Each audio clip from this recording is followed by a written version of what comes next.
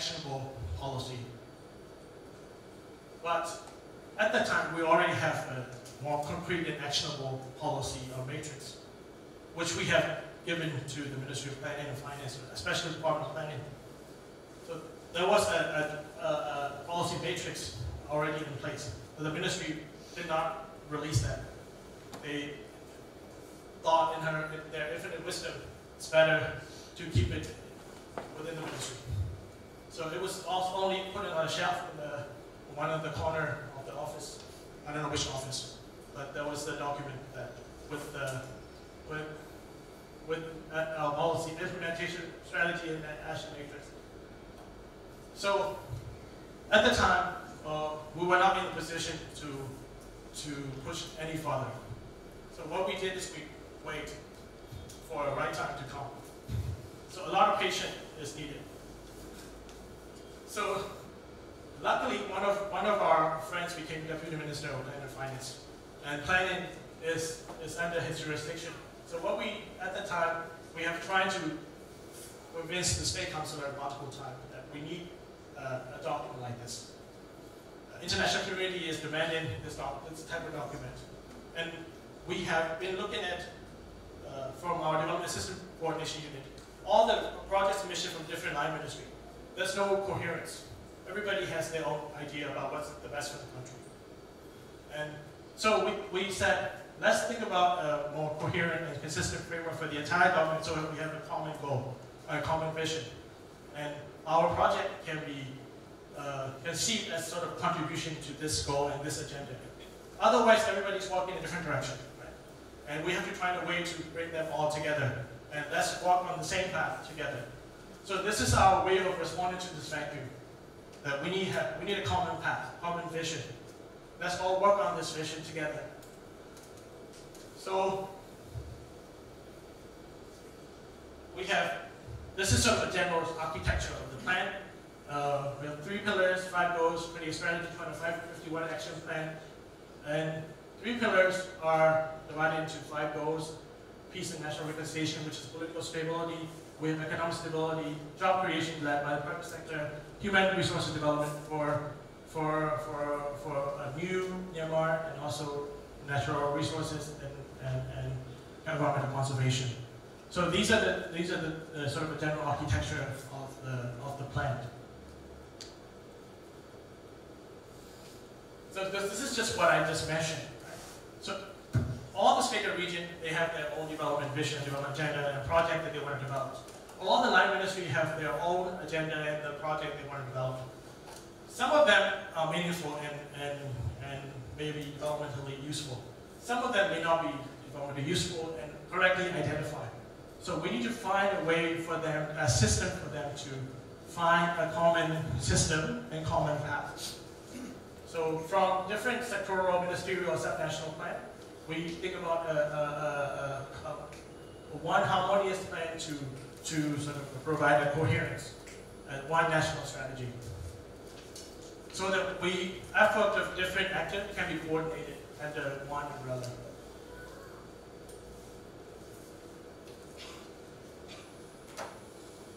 So let me share my experience with drafting this document. First is the gestation period. Before this document existed, we think about how do we deliver this? What are the features that we want to have in this document?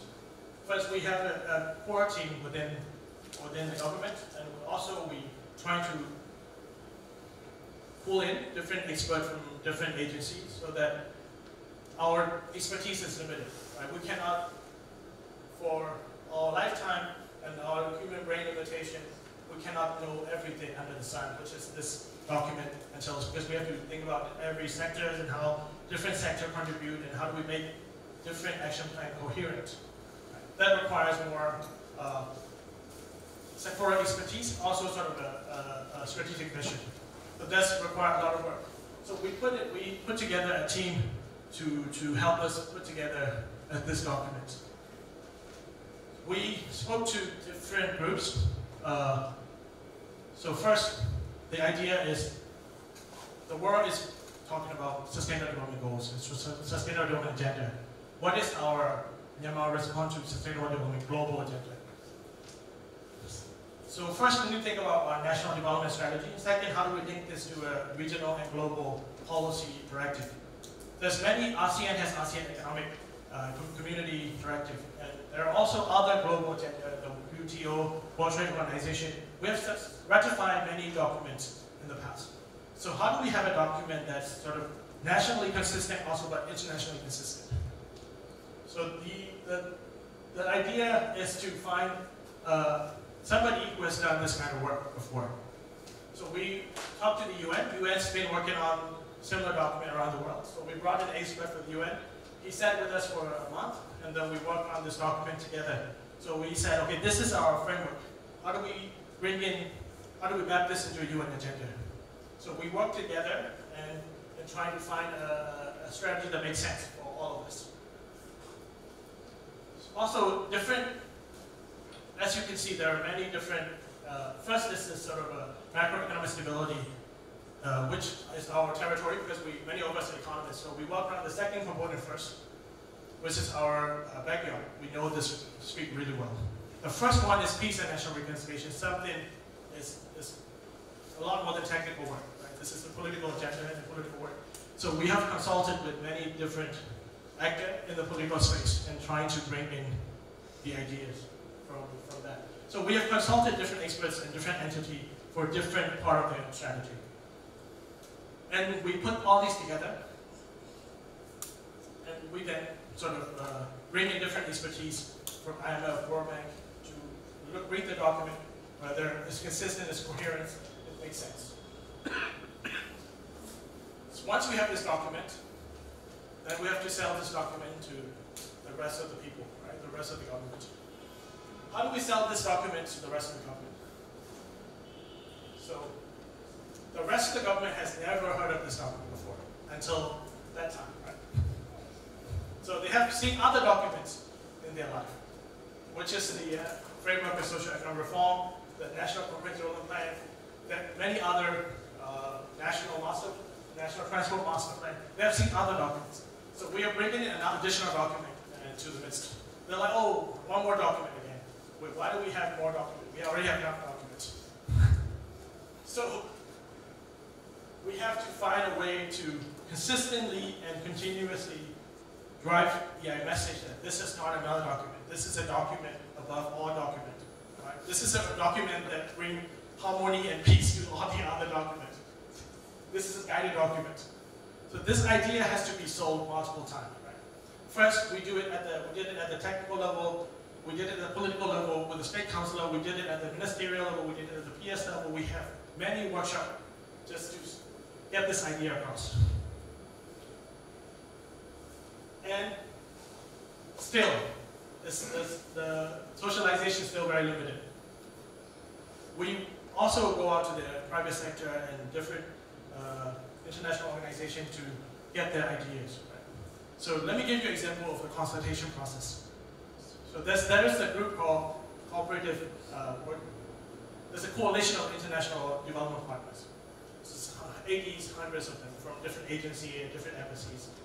So they meet like every month, and they have sort of a collective entity to respond to the government. So we give this document to this entity with all these UN agencies, all the embassies. We said, okay, can you give us comment? So this document is 80 pages. When we received the comments from this group, it was 250 something pages. So it was 3 times or 4 times larger than our document, longer than our documents. What we have to do is look at all these comments and try to address these comments in the document as we usually do, right, in the document. Similarly, we reach out to International NGO Forum. They also give us very lengthy comments about, oh, this thing doesn't really talk about the organization that I work on because we are working on this project, and your document doesn't talk about this project. So your document needs to be carefully reconsidered. This like that, right? The frequency in which this document refers to this particular item is not up to international standards. You have to make it more frequent. So many comments of this nature. We try to address each of the question or concern very carefully. If it's not because we want this to have this resonant with everybody. So it wasn't very easy. And also, this is sort of with the external community. We also, with the internet community, we need to do the same work. For every line ministry, we send the document and they provide comments of this nature. So we did internet consultation and external consultation. We socialized the document for 1 year, and in 2018, August, it was published. Then we're currently doing dissemination work around the country. We're going to every state or region, and we want the state and regional government to be a part of this conversation. So we're going around the country to have this conversation so that in the next round of revision, their views and ideas can be reflected. So what is a project bank? Project bank is the implementation of this vision. Right? So the unique definition or distinction of this document is not just a document. We're not going to just put it on a shelf and then make it disappear. So this is not the idea. We have learned our lessons in the past. Many documents have suffered the same fate of being put in the corner, in the Indiana Jones. They put in the box, there's more many boxes in the storage unit. We don't want this to happen to our document. So what we did was, we had a strategy to say, okay, we will have a project bank. Project bank is the list of projects that will be implemented under this strategy. So this is sort of providing a system for the document to exist in real life.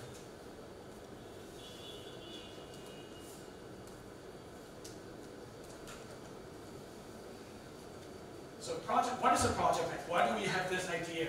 It's not some crazy idea that we pull from the corner of the universe.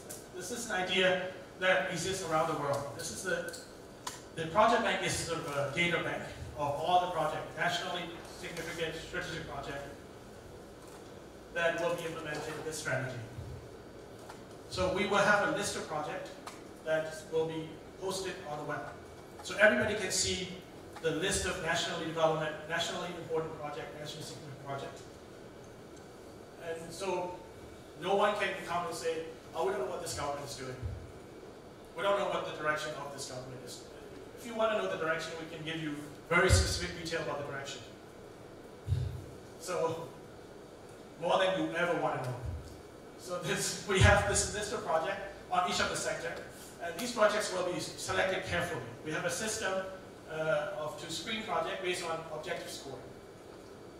So project will be, all the line ministry now have to fill out a template, project submission template, and the information have to be given, the cost of the project, who are the beneficiaries, where this is going to be implemented, what is the objective, why do you think this project will address the problem that you're trying to address?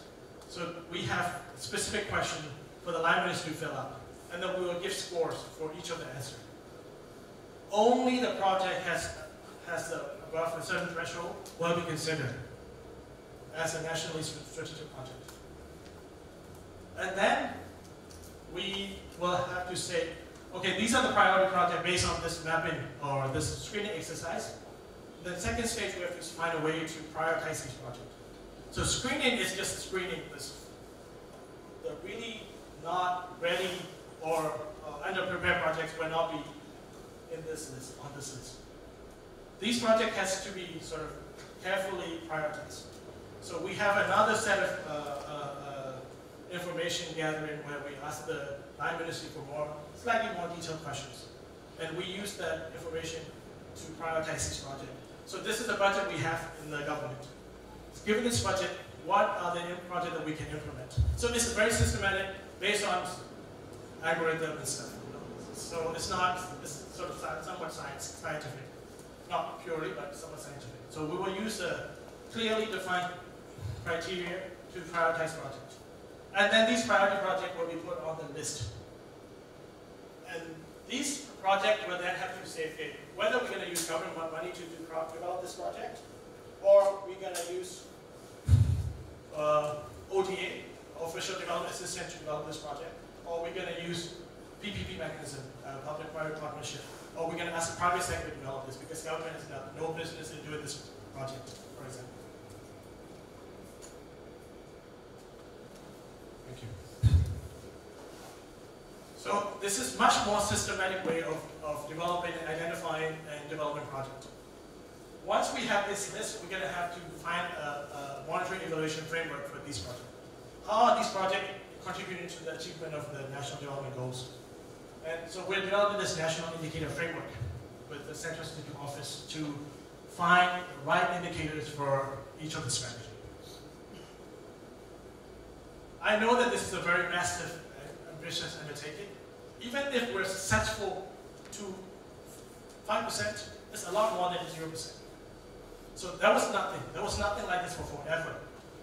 So now we have something to build on. This is a foundation.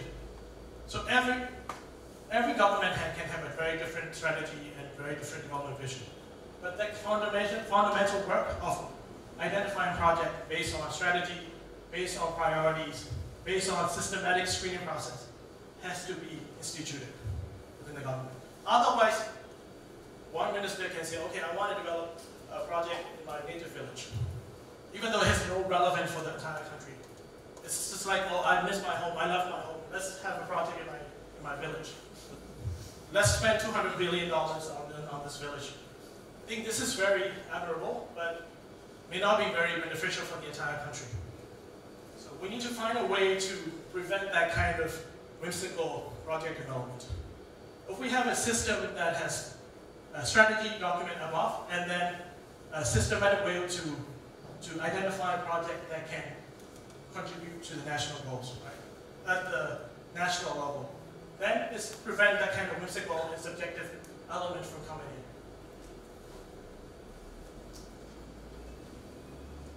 So I can share this news. Currently, we're screening projects for the Line Ministry. We have screened around over 400 projects from the Line Ministry successfully. So by the end of this week, we're going to take this to a budget process. So in the next budget, there will be a revolution.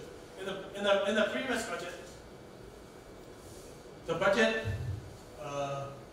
information content is just new project, old project activities.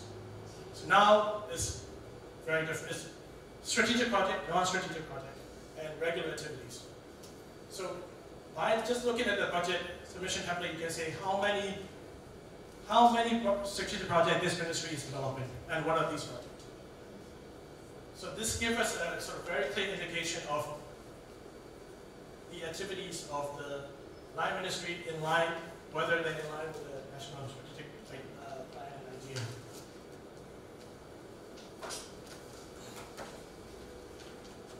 So this I have already talked about. So we have this is going to be a whole of government approach. It's not just Line Ministry developing their own project. We're going to look at it from the entire national perspective, or which one is important for the country as a whole. And there's a clear and transparent mechanism to screen and prioritize and select projects based on how much benefit they can bring to the country. We will try to quantify that benefit as much as possible. And also most optimal sources of finance for these projects. So not all projects will be ODA, not all projects will be PPP. We have to find a way to say, with these projects, because of these criteria, this is best fit for a PPP project. And we will have this criteria transparent to everybody. And also the same, right, for the budget. These are the projects that we're going to implement in the budget, and these are the reasons why. So we're going to bring rationality and logic into the planning process.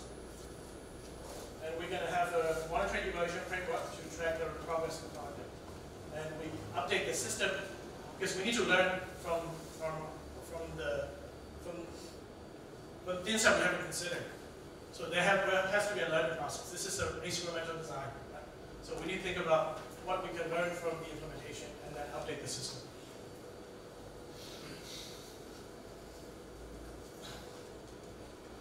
This is just for fun. As we said earlier, think tanks came from the military environment. Right? So think tanks are tanks with brains going around and fighting battles. This is from a very famous left-winged philosopher the Italian philosopher, he said, the crisis consists precisely in the fact that the old refuses to die, and the new cannot be born. In this interregnum, and the great variety of morbid system appeared, which just essentially said, when the old is still around and the new is trying to come out, the weird stuff happens. So you can see many weird stuff happening in the system. No, I'm not saying this is relevant. I'm just saying that this is the statement that he made about the crisis. So in that kind of system, he said, what do we do? So intellectual have to fight in the trenches. Right? So you cannot just change the system overnight, because there's many things that are refusing to die, and the resistance is very strong. It's like a trench warfare. To gain a single inch, a new 1 inch, you have to fight with your blood. Right? And then the next day they will come back, and then you have to fight again. So this is sort of a trench warfare. And we have to fight every inch of the way to win the world. So it's going to be long and bloody, but maybe worth it.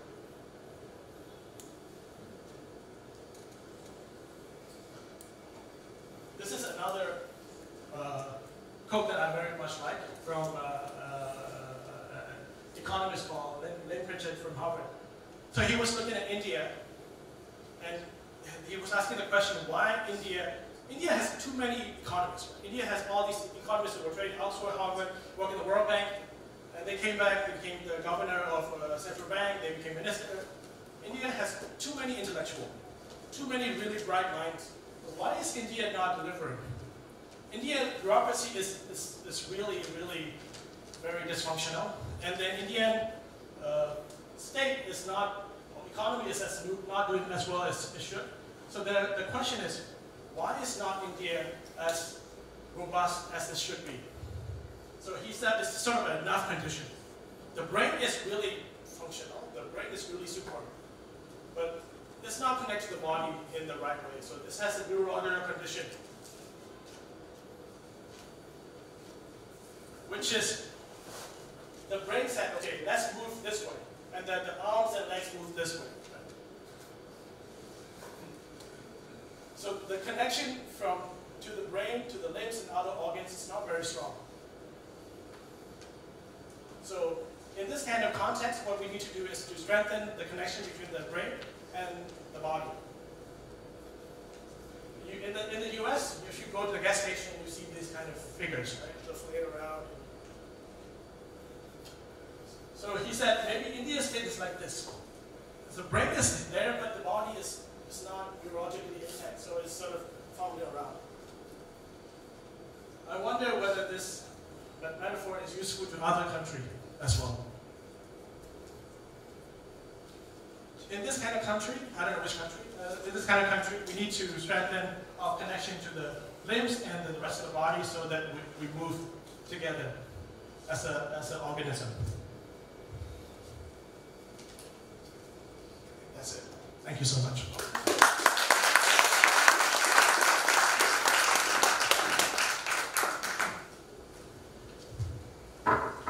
Thank you, Dr. Ye Paing Hein. Now, I would like to welcome questions from the audience. We have 20 minutes for question and answer session.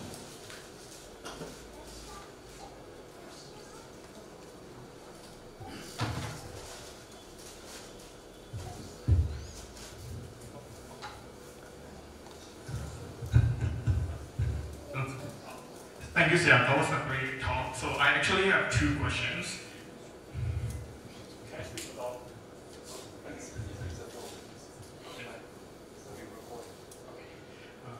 So my first question is, so last summer I had a chance to intern with the DECSB, which you use it in your presentation, and it's a think tank program which ranks think tank around the world at University of Pennsylvania. So while I was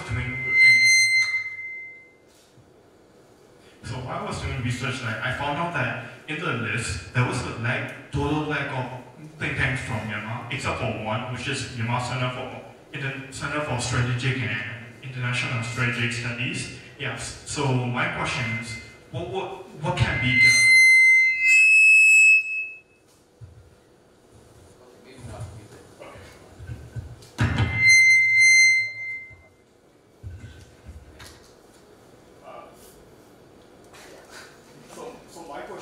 what can be done to improve the image and maybe the popularity of think tanks in Myanmar, just in terms of the ASEAN region?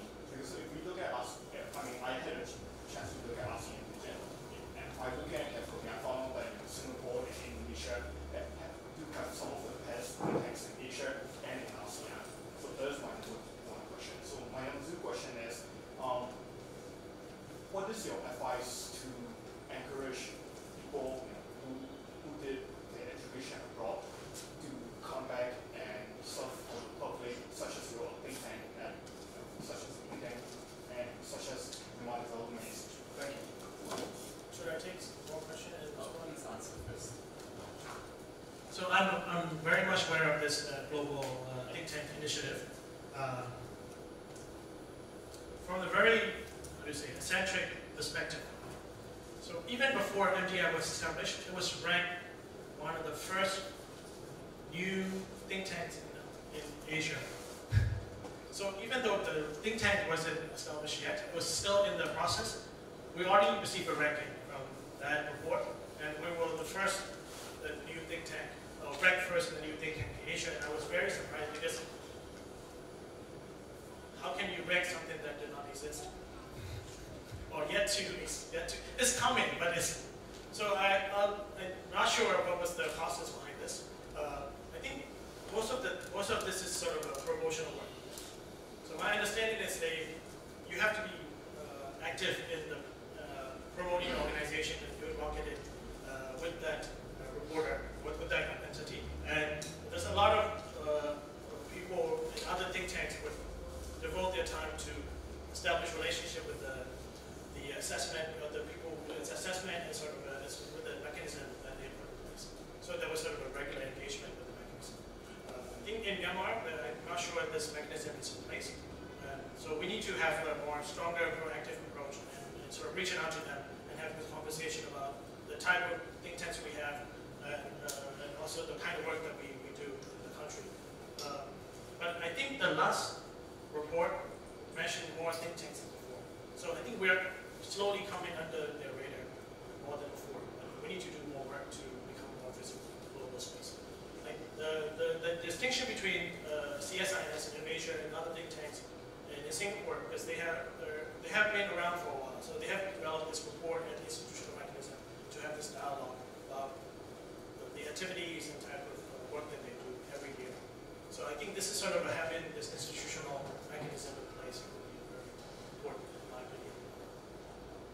For people who study abroad to come back and work for think tanks, I think it's, I went to the US last year to talk to a different university to bring people who study abroad in the US to come and work for MDI.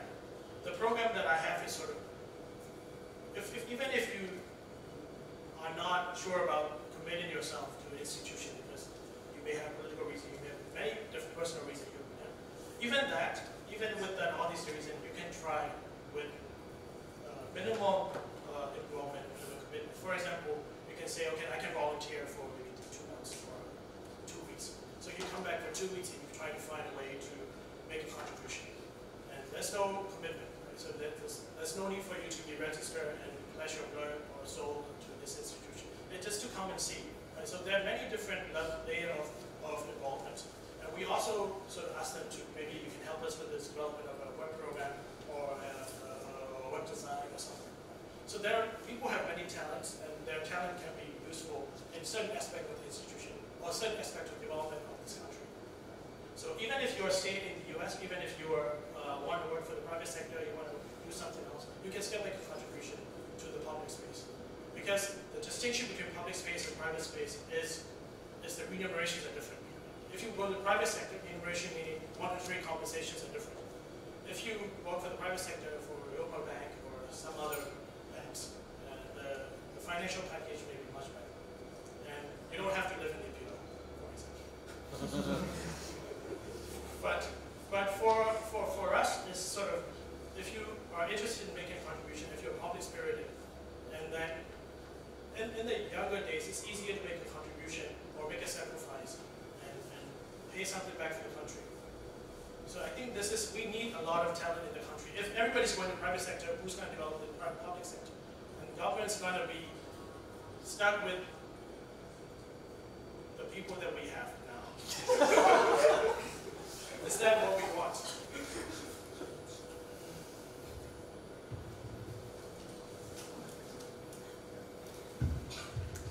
ကျေးဇူးဆရာချိန်ပေးပြီးတော့ပြောခဲ့ဆရာကျွန်တော်သိချင်တာ NLD ဆိုရတက်လာပြီးနောက်ပိုင်းမှာပြည်သူတွေကလည်းပြောတယ်မြန်မာနိုင်ငံစီးပွားရေးတက်ဥဒနာရပြောတယ်မြန်မာနိုင်ငံစီးပွားရေးတက်ဘာကြောင့်လဲပြီးရင်ဘယ်လိုနည်းလဲနဲ့ဖြည့်ရှင်းကြအောင်ကျေးဇူး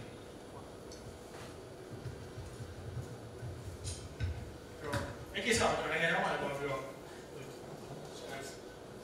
English or Burmese? You're the English. So since we are foreigners, I'll respond to it in English.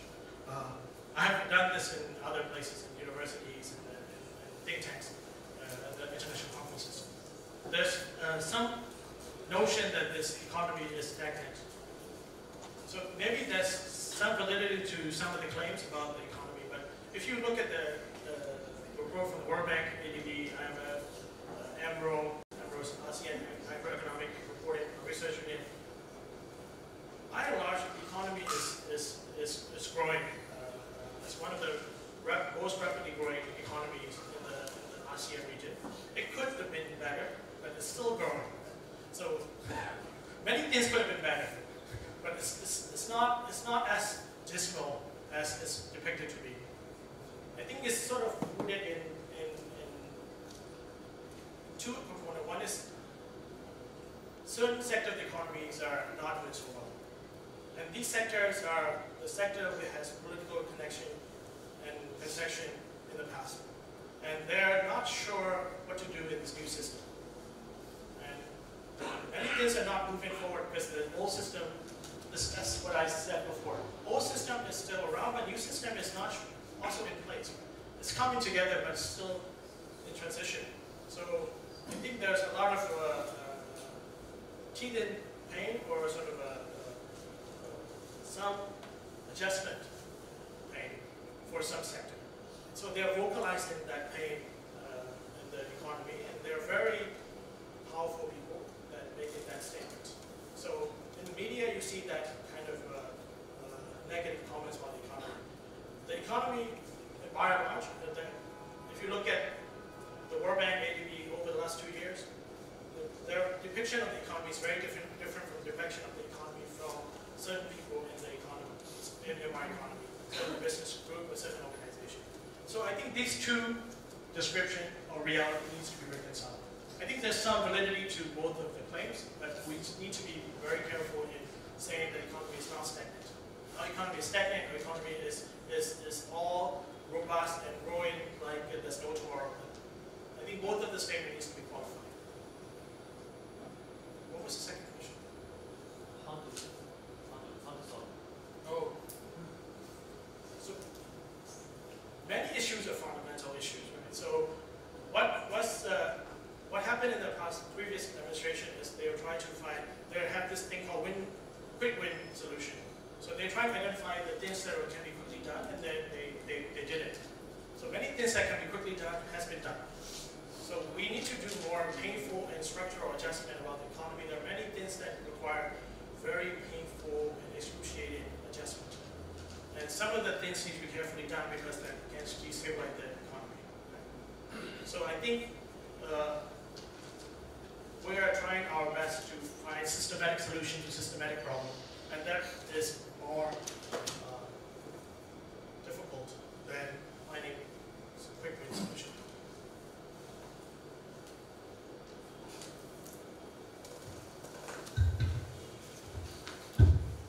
Thank you so much for your talk. I am researching about inequality in Myanmar, especially in Yangon. And then, as far as I've seen, there are some policy or recommendation or discussions about poverty, but I haven't seen many things about talking about inequality. And I wanted to know that if there are some discussions or that kind of topics, recognitions about that in the So when I was in the World Bank, I was a poverty economist. So poverty is very close to me and very dear to me. This is just a personal statement, but on the policy level, we have the Myanmar Sustainable Development Plan. So I'm gonna stay within the boundary of this document because this is our national strategy document. And the strategy 1.2, under the strategy 1, which is a political stability and national reconciliation. And strategy 1 has 5 different sub-strategy. Goal 1 is sub-price strategy, and strategy 1.1 is about the peace process, and 1.2 is about national, regional inequality and disparity. So we have identified specific mechanism or strategy to address that. Right? So how regional imbalance or imbalance in regional economic growth is a major issue in the peace process, or sort of bringing development to different parts of the world. So this is why I talked about the infrastructure and how different regions are growing at different rate and how do we bring them together. So this is a very important policy priorities. So what we currently, our group of people, what we are trying to bring in is, in the future, in the past, what we talked about, we want to talk about outcome. We want to do this. We want to alleviate inequality. We want to have peace for the world. But the outcomes are just wish. So we need to have a clear, identified action to achieve that. So currently, what we're doing is we're going to map out specific strategy, and under the strategy, we're going to develop project. These projects will be serialized. So under the strategy 1.2, we're going to have project 1.2.1, which will address one dimension of inequality. And this project is going to be developed by this actor with this target and this goal. So much more clear and accountable structure for us to achieve this outcome. At the strategy level, we're doing this. We also incentivizing the government agency to follow it because the Ministry of Planning and Finance luckily has some influence over the budget. So we can incentivize the Live Ministry to think about issues that are strategically relevant to the country.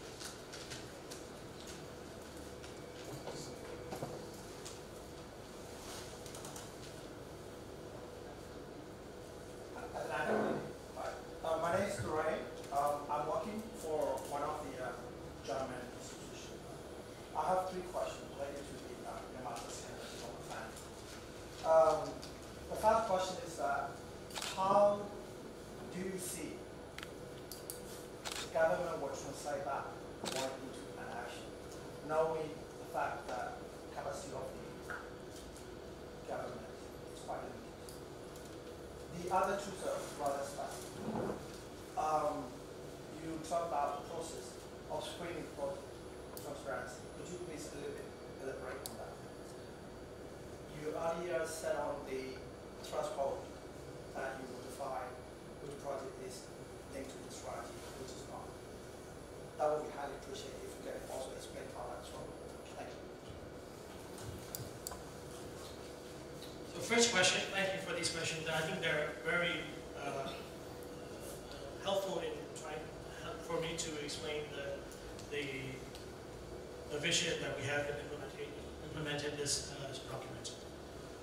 The first is how do we, with the capacity constraint, how do we ensure that actions are strategies are translated into action? Many strategy has been translated into action. So we can actually, if you have an offline discussion, we can identify which strategy on the document has already been done. So we have drafted this document for a year, right? So now, in the meantime, we didn't just write this document and sip coffee and did nothing. We tried to bring these actions into life. So some of them is already a reality. Many of them are actually already a reality, especially in the areas that we have jurisdiction. So we have this core group, many of us are some of us are from Ministry of Planning and Finance, some of us are from Central Bank. So within our jurisdiction, we have already translated some of them into policy action. And we can give you a list of these such actions. For example, establish a project bank is one of the actions that we have already established a project bank. So this like or interest rate liberalization is one of the actions we have liberalized the interest rate to a certain extent. So many things that within our jurisdiction we have already translated in action. And one of the Deputy Minister of Plan and Finance used to say, this is a crystal ball. You can look into it and you can see your future, right? So the actions are, the strategy and action that we have formulated will be implemented. So we will find a way to prioritize which action should be implemented within the politically feasible space, and we will translate them into action as we speak. So we are currently implementing the strategy and action in the document to the best of our abilities. But this is not just government. So we don't say this is a government document, and our government should alone implement this document. This is a document that will allow the participation of private sector, also civil service organization, international organization, and other bilateral agencies to come and help us develop the country. So we invited private sector to say, okay, these are the projects that we want to develop with the help of the private sector, that you can be a part of the national development project. You should be a part of the national development project. This is not a government thing. Development of the country will benefit everybody. So this is sort of a more inclusive process where we try to include people from different sectors in the society and state. For screening process, I think it's very technical, so I'm not sure how much I can go into. But we have developed a dimension, each of dimension as accountability dimension, financial sustain dimension, or the strategic mapping dimension.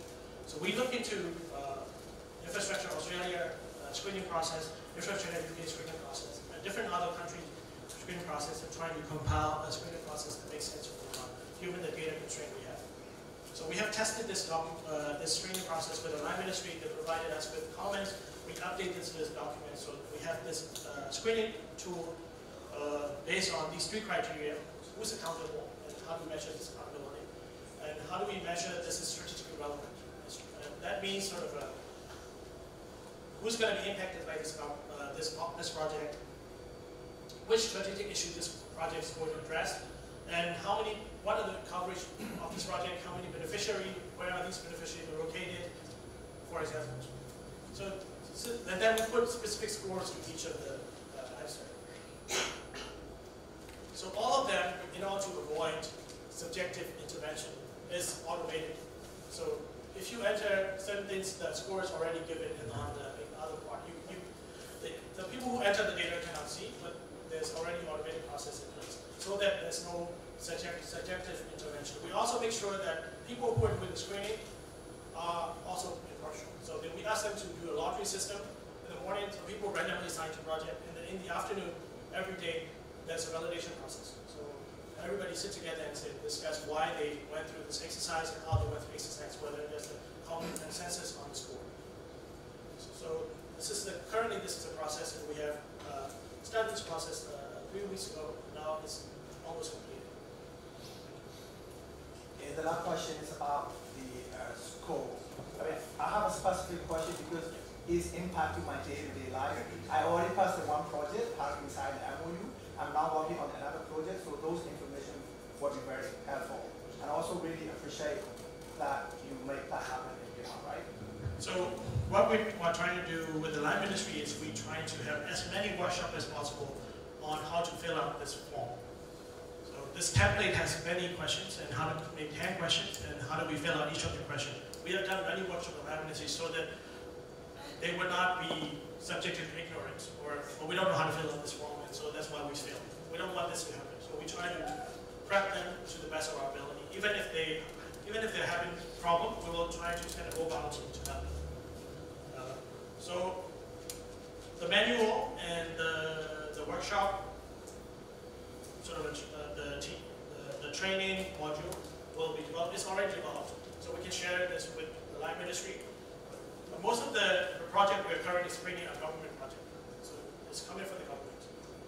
So we have already socialized this document with the Line Ministry, and we'll try to help them build the capacity to grow.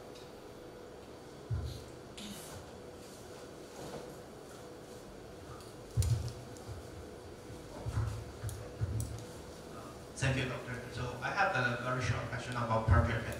So when deciding which project shall go to the project bank, will there be any involvement from the Parliament?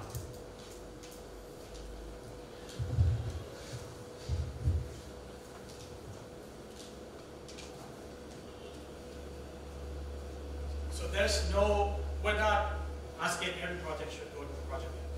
So there's two filter that, so in the very beginning, when we said, okay, can you submit your project to project bank, everything under, so we got, the lab industry said, okay, I want to build a toilet, can you come to the project bank? I want to build a fence around my office, can I put it in the project bank?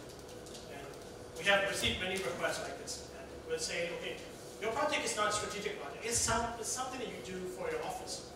How can this be nationally strategic? Unless your office is the center of the universe, then we need to put a fence around the center, whatever. So usually, this is sort of a common sense. So if you think this project, the project you're doing is nationally significant, nationally strategic, and affect many people and can have a transformative effect on the economy and society, then it should come under the project. And also we said, project under 2 billion jets should not come under the project. So we have a monetary threshold. So the tiny project, you don't have to, it's not a place for a project bank. Project bank is for a large, transformative, nationally strategic project. When deciding this kind of projects, so do you consult with any Parliament members or like that? So the process for the parliamentary process. So project bank will do all that we will do for the project selection